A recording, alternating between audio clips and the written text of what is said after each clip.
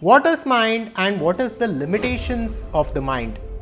When we are in this journey of understanding the nature of reality, there will always come a point at which the mind fails and the mind simply cannot go any further. In a podcast that I recently did, this was one of the topics that I addressed. So, watch till the end to understand the limitations of the mind when it comes to spirituality and comprehending the nature of reality. For very long, I thought that reality was something that we could totally comprehend with the mind.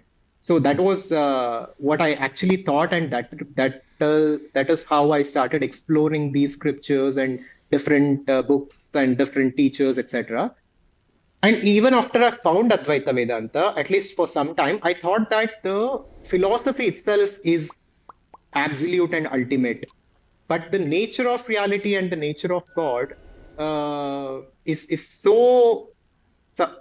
a concept that is so far out of reach of human intellect that when we try to bring it into language, right, it is bound to become limited.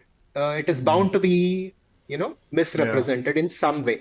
It's I've been saying this little thing recently, which is the physical is spiritual and the Yeah, spiritual is physical, yeah, one and the same. And it's interesting yeah. because I feel like our day and age, we're starting to get like breadcrumbs that allude to this possibility, in the sense that like my one of my kids got a virtual reality headset thing, and some of the Hmm. stuff that you can do on that is very immersive. Like it feels Yeah, like you're in it. And as yeah, technology advances, it's like, okay, yeah.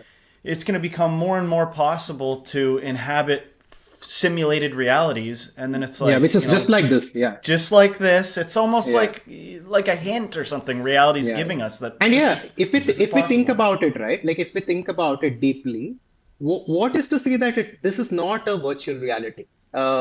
Even I think Elon Musk and people like they are saying this. Like, what is to say that this is not a simulation? It is easily possible, right? Like to see, we are totally dependent on our sensory organs and sensory inputs to conceive reality, and the Matrix movie could be actually true. Yeah. If, Oh yeah. even intellectually speaking, like there is no reason why this cannot be a case. But yeah, but what Advaita Vedanta argues is your nature is beyond this matrix. But right now, with your identification, you are stuck in this matrix. That is what it says. It's interesting, the notion that God has forgotten who they are. And Mhm. I try to weigh that against the fact that there's other people, right? Like sometimes you say it's like Mhm. God forgotten who he is, but also everything is Mhm. God. And it's like, well, which one of Mhm. us is God? Which Mhm. one of us is the real avatar? And Yeah. but I don't think God is beholden to like the same rules that our limited mind Yeah. thinks about, right? So Yeah, yeah. it's This is possible where that we come all to of the us, limitation. Yeah. yeah, This is yeah. where we So come to the limitation of the mind. Yeah. exactly, limitation of the mind, which brings me into my sort of next question for you, because I'm loving everything you're saying, and I think there's a lot. It's making a lot of sense. But so, given this, realization, and you've looked at the, Advaita Vedanta, and decided it's a good religion or whatever. In the end, have you actually had a mystical experience as a result of maybe doing some of the practices involved, or the through doing self inquiry? Has it actually led to any mystical experiences for you personally? No mystical experience such, no mystical experiences as such. But the more I go into this philosophy, the more I meditate, the more I contemplate on the nature of reality, the more I'm realizing that this philosophy, what it is telling is the truth. It is not a faith for me. It is becoming more and more Right. Reality. real to me. But and coming to your point, right? There are different approaches to spirituality in Hinduism. There are philosophies of Tantra and there are Kashmiri Shaivism. There are different other approaches and yoga which focus on having a mystical experience. Yeah. Advaita Vedanta, particularly, nowhere in the path you will it guarantees a mystical experience because this Right. is an intellectual inquiry. So we are not doing any practices as such. We are not doing any techniques as such, right? This I is a see. philosophical inquiry. In Hinduism, there are different approaches. Through mystical experiences, also you can grasp the nature of reality.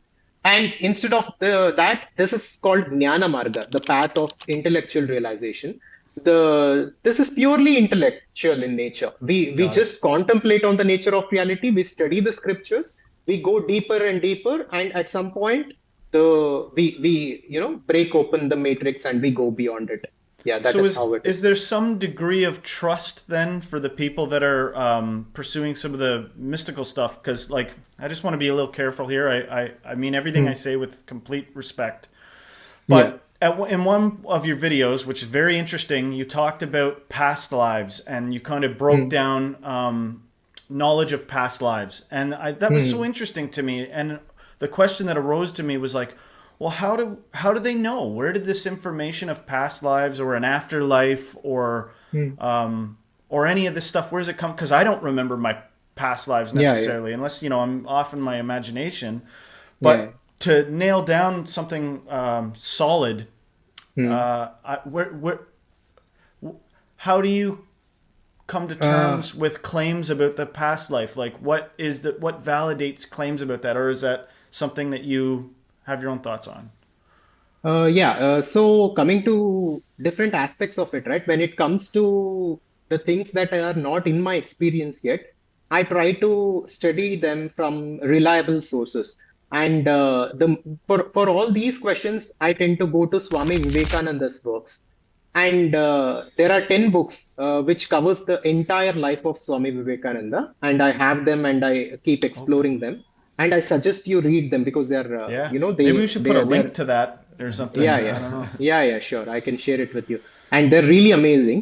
What Swami Vivekananda says is very simple on this case. He says that it is accessible to us. That memory is deep-seated. It is accessible to us, but one has to go through elaborate practices or elaborate, uh, states of elaborate, methods of meditation, etc., to access them.